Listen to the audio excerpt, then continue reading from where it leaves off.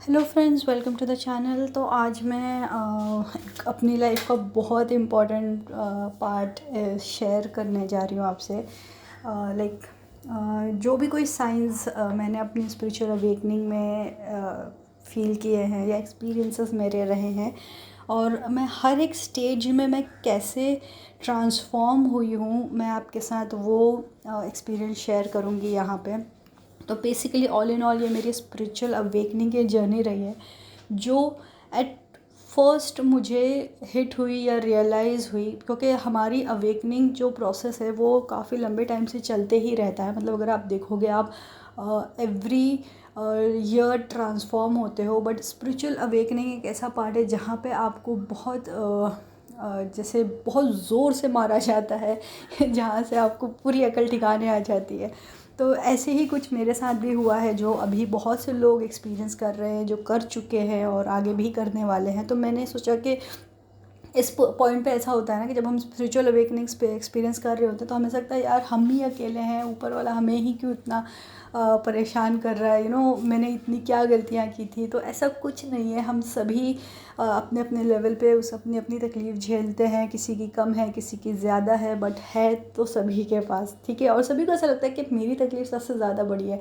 तो मेरा मानना है ये कि अगर हम अपने ग्राउंड लेवल पे देखें, जो हमसे कम हैं, उन्हें उन्हें देख के हमें हमेशा ग्रैटिट्यूड फ़ील करना चाहिए, और जो हमसे ऊपर हैं उन्हें देख के भी हमें ग्रैटिट्यूड फ़ील करना चाहिए। Because yes, whatever we have, we should be happy wherever we are, ठीक है।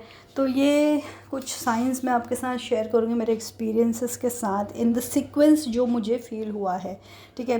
तो फर्स्ट ऑफ़ ऑल मैं बचपन से ही बहुत इंट्यूटिव रही हूँ, बट मतलब जैसे इंट्यूटिव रही हूँ, मुझे बहुत ज़्यादा बियॉन्ड लोगों के एक्सप्रेशंस या फिर उनके थॉट मुझे बचपन से ही पिकअप हो जाते थे। But I never use to listen to my gut feeling. मैं बहुत मतलब पता होता था कि कुछ गड़बड़ है, कुछ गलत है, लेकिन मैं अपनी खुद की नहीं सुनती थी। अपनी गट फीलिंग को हमेशा हमेशा मैंने इग्नोर कर रखा था, बिकॉज ऑफ द ट्रॉमाज और एक्सपीरियंसेस, सर्कमस्टेंसेस, जो भी आप कह लो, ठीक है। तो सबसे पहले मैं जब अवेकनिंग में आई, जो मुझे हिट हुई अवेकनिंग, उसके पहले उसके पहले कुछ साल में मैंने कुछ एक्सपीरियंसेस करने लगी थी कि जो हो गए थे, मैं बहुत ज़्यादा इंट्यूटिव हो गई हूँ। हर एक चीज़ को बहुत ज़्यादा, इंसान को अच्छे से समझ रही हूँ, उनकी अनकही बातें समझ रही हूँ, उनके चेहरे के एक्सप्रेशंस, उनको डीप डाउन उनकी आंखों में देखूँ तो मुझे समझ में आ जाता था कि भाई ये बंदा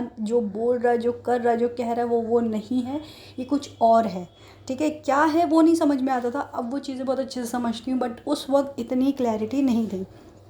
नेक्स्ट था कि जैसे मैंने बताया आपको कि मैं उनकी जैसे मैनिपुलेशंस, उनकी चालाकियाँ, मेरे साथ दिखावा कर रहे हैं या सही में मेरे साथ अच्छे हैं, ये सब चीज़ें मुझे बहुत ज़्यादा हिट होने लग गई थी।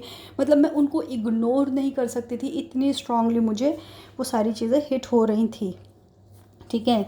फिर उसके बाद ऐसा हुआ कि मुझे इंसान सब ऐसा लगने लगा कि सब इंसान है ना झूठे होते हैं, पैसों के पीछे पागल होते हैं, ऐसी सारी चीज़ें होती हैं।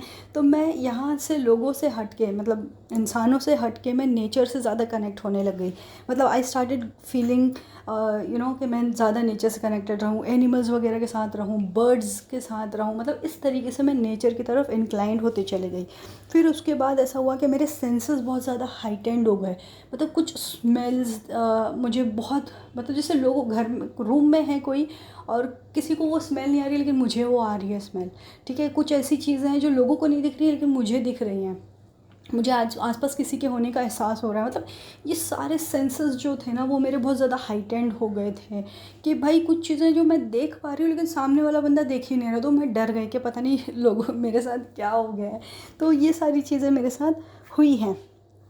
उसके बाद मुझे बॉडी में सेंसेशंस स्टार्ट हो गए थे। कहीं ना कहीं मुझे ऐसा लगता था जैसे कुछ चल रहा है, कुछ मतलब हमेशा एक फीलिंग रहती थी कि कहीं कुछ क्रॉल हो रहा है।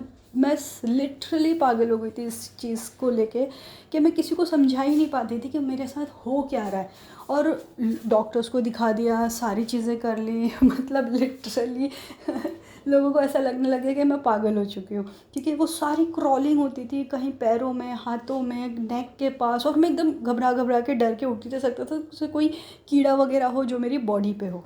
ठीक है, फिर उसके बाद ऐसा हुआ कि मैं बहुत ज़्यादा एनर्जी रिलीज़ करने लगी, रिसीव करने लगी, तो मैं बहुत ज़्यादा ब्रेन फॉग रहता था मुझको।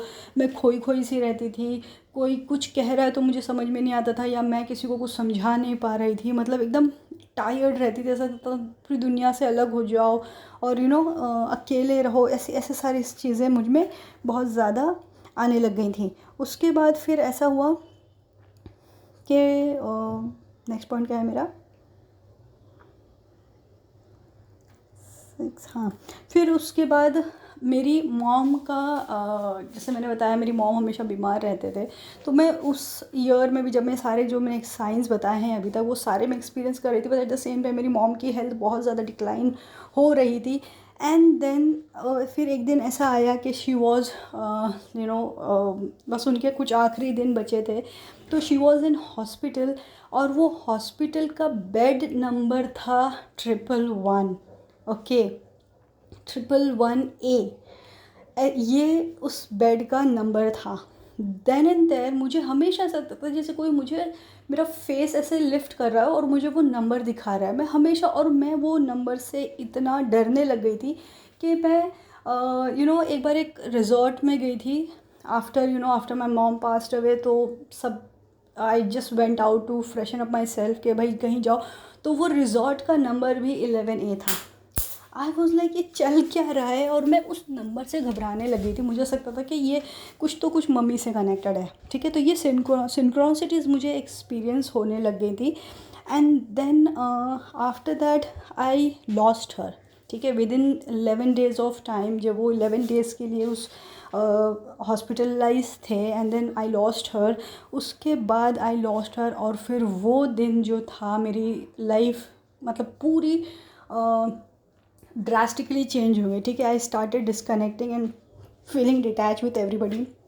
मुझे कोई अपना नज़र ही नहीं आता था, मुझे ऐसा लगता था सब ख़त्म हो गया है, अब मेरा कोई है ही नहीं इस दुनिया में। ठीक है, ये बहुत टाइम तक ये सारी चीज़ें चली।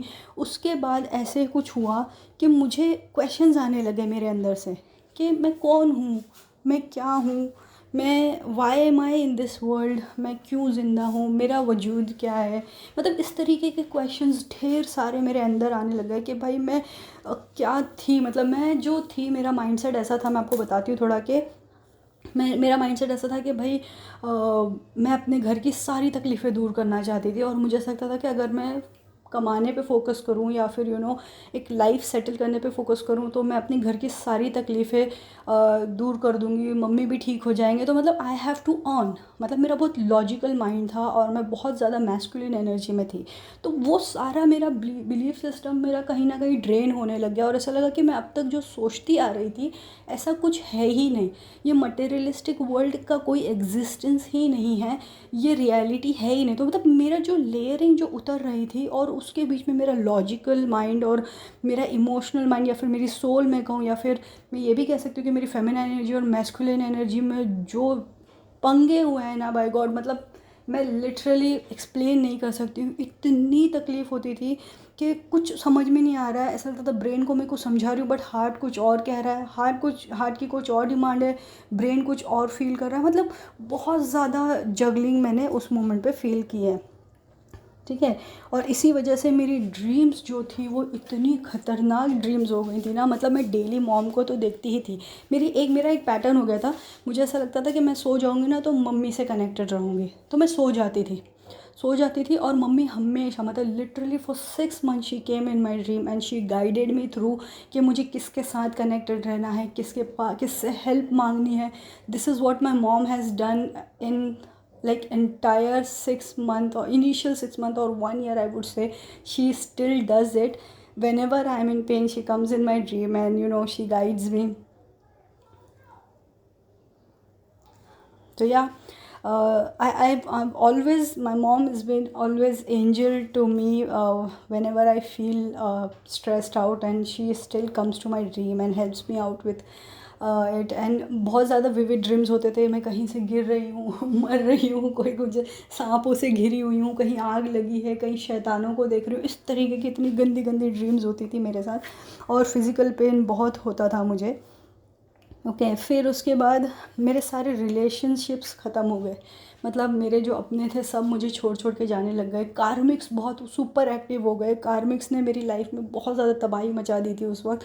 और मुझे कहाँ जाऊँ, किस पे ट्रस्ट करूँ, किस पे रियल फोकस करूँ, ये कुछ मुझे समझ में नहीं आ रहा था. कोई रास्ता ही नहीं बचा था. सारे रिश्ते मेरे बिखर गए. सबसे क्लोजेस्ट रिश्ते भी मेरे ख़राब हो गए और ख़त्म हो गए और चले गए, मेरी लाइफ से लिटरली चले गए, और मैं अकेली हो गई. ठीक है. उसके बाद मैं जब सब ख़त्म हो गया तो आई स्टार्टेड बिकमिंग स्पिरिचुअली. मैं बहुत ज़्यादा स्पिरिचुअली बहुत ज़्यादा स्पिरिचुअल हो गई थी एक्चुअली. बहुत इतनी ज़्यादा स्पिरिचुअल हो गई कि मैं डे नाइट सिर्फ और सिर्फ प्रेयर्स करती थी. इन सब पूरे प्रोसेस में मैंने एक चीज़ ये देखी थी कि जब मैं पहले प्रेयर करती थी तो मैं शिकायतें करती थी कि मेरे साथ ऐसे हुआ, ये हुआ, वो क्यों हुआ, इसने ऐसा कर दिया, उसने वैसा कर दिया, वैसे हो गया, आपने मेरी मॉम को क्यों ले लिया, ऐसा वैसा, हर एक चीज़ मेरी शिकायतों पे होती थी. फिर धीरे धीरे धीरे जैसे मेरी अवेकनिंग आगे बढ़ रही थी, आई स्टार्टेड फीलिंग के मेरे वर्डिंग्स चेंज होते गए. जैसे मैं पहले शिकायतें कर रही थी, बाद में फिर मैं चीज़ों के लिए थैंकफुल होने लग गई. उसके बाद मेरी एक ही दुआ रहती थी हमेशा कि मेरे दिल से जो भी है, जो भी जिनके लिए भी बुराई है, नाराज़गी है, उसको ख़त्म कर दो, और जो लोगों के दिल में मेरे लिए बुराई और नाराज़गी है उसे ख़त्म कर दो. तो I still remember this line. मैं हमेशा रो रो के यही दुआ करती थी. तो दिस वाज पार्ट जब मैं बहुत ज़्यादा सुपर डुपर स्पिरिचुअलिटी की तरफ चले गई थी. And it has become a very very important part of my life. मतलब अगर मैं प्रेयर्स ना करूँ, मेडिटेशन ना करूँ, और ये सारी चीज़ें ना करूँ, तो आई यूज़ टू फील रेस्टलेस. ठीक है. ये सारी चीज़ें होती थी. उसके बाद इसी दौरान मैं बहुत काफ़ी अकेली हो गई, क्योंकि क्या हो रहा था ना कि मैं प्रेयर्स कर रही हूँ, सब कर रही हूँ, एक तरफ से मेरी दुनिया बिखर रही है, मेरे रिलेशंस बिखर रहे हैं, ऊपर से मैं प्रेयर कर रही हूँ, तो उस प्रेयर्स का कोई आंसर मेरे पास नहीं आ रहा था. तो मुझे ऐसा लगा तो मैं कहाँ जाऊँ, ना ऊपर वाला सुन रहा है, ना ज़मीन वाले समझ रहे हैं मुझे, मैं किसको जाके क्या समझाऊँ कि मेरे ऊपर क्या बीत रही है. ठीक है. तो it was so like help for me कि मैं किसी को कुछ समझा ही नहीं पाती थी. और उस वक्त इंटरनेट पे भी इतना वास्ट कंटेंट अवेलेबल नहीं होता था, तो ऐसा लगता था कि यार मैं अकेली हूँ, ये मेरे साथ ही क्यों हो रहा है. तो ये सब सोच सोच के कर करके जो मैं अकेली हो गई, तो मैंने लिटरली खुद को, अपने आप को एक अंधेरे कमरे में बंद कर लिया कि छोड़ो, जाने दो, किसी से कोई बात ही नहीं करना है. ना अपना डिवाइन है, ना ये दुनिया के लोग हैं, मेरा कोई नहीं है इस दुनिया में. इस तरीके के माइंडसेट में मैं आ गई थी. फिर उसके बाद कि जब मैंने चीज़ें समझी, ठीक है, अब जब मैं अकेली हुई तो मेरे साथ एक ये भी चीज़ हुई कि जब अकेली हुई तो मुझे समझा कि भाई रियलाइजेशंस होने लग गए मुझे कि भाई मैंने लोगों के साथ बहुत गलत किया. फिर उसके बाद मुझे ये भी, उसके नेक्स्ट स्टेज में मुझे ये पता समझ में लग गया कि भाई लोगों ने भी मेरे साथ बहुत गलत किया. फिर उसके बाद बहुत सी जगलिंग हुई, गिल्ट, शेम, और ये सारी चीज़ें सरफेस पे आने लग गई. ऐसा लगा कि नहीं कभी ऐसा लगता था खुद से नफ़रत हो गई है, कभी ऐसा लगता था कि खुद को मैं अनकंडीशनल लव दूँ, कभी दूसरों से नफ़रत हो रही है तो कभी दूसरों को अनकंडीशनल लव दे रही हूँ. मतलब बहुत ही ज़्यादा जगलिंग होती थी. मेरे मैस्कुलिन और फेमिनाइन एनर्जी के बीच में इंटरनल फाइट चलती रहती थी. फिर जैसे तैसे चीज़ें हुई सेटल. फिर ऐसा लगा कि दुनिया में कुछ नहीं बचा है, बस अपना एक कोई ना सर्विस प्रोवाइड करो, इस दुनिया में जो काम करने आए हैं वो करो और चलो. तो मैं उस चीज़ की तलाश में लग गई कि भाई अब मुझे इस दुनिया को सर्विस प्रोवाइड करना है और बस जल्द से जल्द इस दुनिया से चले जाना है. उसी दौरान ये हुआ कि मैं अपनी एक टैरो रीडर से मिली. I am not much connected with her now, but somehow I don't know, एक दिन उनका मैसेज या फिर एक एडवर्टाइजमेंट सॉर्ट ऑफ उनका मेरे सामने आया. And I was so reluctant कि मुझे नहीं करना, ये सब अंधविश्वास की चीज़ें हैं, ये मुझे जानना ही नहीं है, मुझे करना ही नहीं है.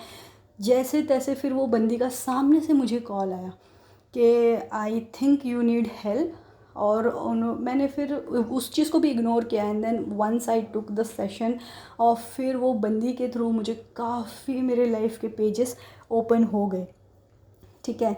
फिर बाद में आगे जाके इन द नेक्स्ट स्टेजेस मैं वो भी बताऊंगी आपके साथ कि उसी बंदी को डिवाइन ने मुझे धक्का देने के लिए कैसे यूज़ किया। इसीलिए मैं कहती हूँ किसी से ज़्यादा अटैच नहीं होना चाहिए, whether it be your Guru, anyone, family और एनीथिंग, ठीक है। नेक्स्ट मैं सर्विस हो गए। फिर देन उसके बाद ये हुआ कि मैं एकदम जैसे ऐसा लगा कि सब ठीक हो गया चीज़ें लाइफ, ठीक है। उसके बाद मैं अपने ऊपर फोकस करने लगी, सेल्फ लव में आ गई and then I started focusing on my life style changes और I started focusing on my habits, on my foods, food habits, अच्छा खाने लगे, हेल्दी खाने लगे।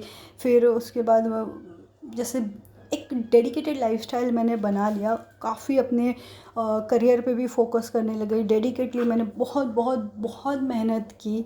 उसके बाद उसके बाद भी बहुत कुछ हुआ, मैं आगे बताऊंगी आपको भी। But this is a stage where and I again started, मतलब मैंने एक रीस्टार्ट की of my life and then ये करते करते मेरा एक डिफरेंट आउटलुक हो गया दुनिया की तरफ। मैं ज़्यादा मुझ में ज़्यादा एम्पैथी आ गई, मतलब मैं ज़्यादा सॉफ्ट हो गई, मुझ में फेमिनाइन एनर्जी ज़्यादा हो गई, ठीक है। मैं लोगों को ज़्यादा करीब से समझने लग गई कि भाई लोगों की तकलीफ़ होती है, उनमें ट्रॉमास होते हैं, उनकी गलतियां जानबूझ के नहीं की जाती, सर्कमस्टेंसेस के वजह से होती हैं। ये सारी चीज़ें मुझ में नई डेवलप हो गई और मैं दुनिया को एक नए तरीके से देखने लग गई।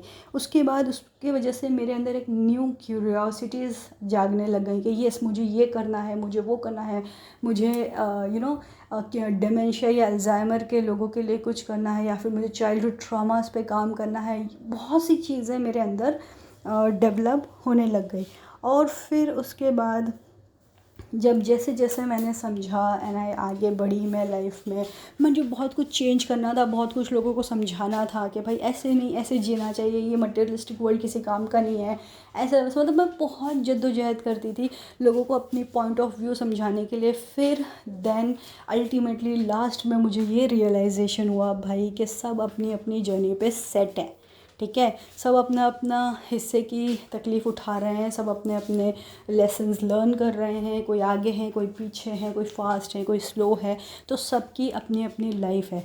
तो जो मेरा एक वो मेरे अंदर आया था कि नहीं मुझे पूरी दुनिया को ठीक कर देना है, मुझे सब कुछ सही करना है, मुझे सब कुछ बेटर करना है, इस वर्ल्ड को एक बेटर प्लेस बनाना है, तब मेरे माइंड में ये चीज़ आ गई कि हाँ मेरे हाथों जो होना है वो होके रहेगा, ठीक है। डिवाइन ने मुझे यहाँ तक लाया है तो वो आगे भी लेके जाएंगे, ठीक है। तो this was one set of my spiritual awakening which got triggered और या फिर speed up due to the loss of my mother, ठीक है। उसी के इमीडिएट नेक्स्ट ईयर मेरे साथ उससे भी भयानक चीज़ हुई थी जो मैं बिल्कुल याद भी नहीं करना चाहती हूँ। I need a lot of courage to speak on that thing, ठीक है। तो मैं फिर कभी और टाइम उसके लिए वीडियो बनाऊंगी। बट या spiritual awakening is not easy. Spiritual awakening बहुत आपको अकेला बना देती है, डिटैच कर देती है, हेल्पलेस, पॉइंटलेस, क्लूलेस, सारी ऐसे सिचुएशन में छोड़ देती है। तो अभी भी आप वही फील कर रहे होगे, फिज़िकल सिम्टम्स ढेर सारे होंगे, सारे चक्रास ओवर एक्टिव या फिर body pain, physical pain, dreams, हर एक तरीके से आपको ऐसा लगेगा कि तबाही मची हुई है, कोई आपको समझ नहीं रहा है, आप किसी को समझा नहीं पा रहे हो। But this is all part of spiritual awakening. Once you ascend to next level तो ये चीज़ें ईजी हो जाती हैं। और स्पिरिचुअल अवेकनिंग का ये मतलब नहीं होता है, जो लोगों में बहुत ज़्यादा मिसकंसेप्शन है कि एक बार स्पिरिचुअल अवेकनिंग हो गई तो ख़त्म हो गया, ऐसे नहीं है। हर बार ये आपके साथ होते रहती है, अलग अलग लेवल पे होती है। और जैसे जैसे आप असेंड करते जाते हो इसके इफ़ेक्ट्स कम होते चले जाते हैं। But it is a life long process, ठीक है। ये पहले भी आपके साथ हो रही थी अवेकनिंग, बट इतनी गहराई से नहीं थी, ये अभी भी हो रही है। और अब आप अवेकन हो टू दीज कंसेप्ट्स, ठीक है। आपका इंट्यूशन बढ़ाया गया है, आपकी थर्ड आई ओपन की गई है टू मेक यू अंडरस्टैंड कि what exactly is happening in your life, ठीक है फ्रेंड्स, तो अपना ढेर सारा ध्यान रखें और स्पिरिचुअल अवेकनिंग को ज़्यादा कॉम्प्लिकेट ना करें। It is just a part of life, चीज़ें सेटल हो जाएंगी। और कुछ भी क्वेश्चन हो स्पिरिचुअल अवेकनिंग के रिलेटेड या सोल्यूशन चाहिए हो तो डेफिनेटली मुझसे कनेक्ट करें। Thank you so much friends, bye bye.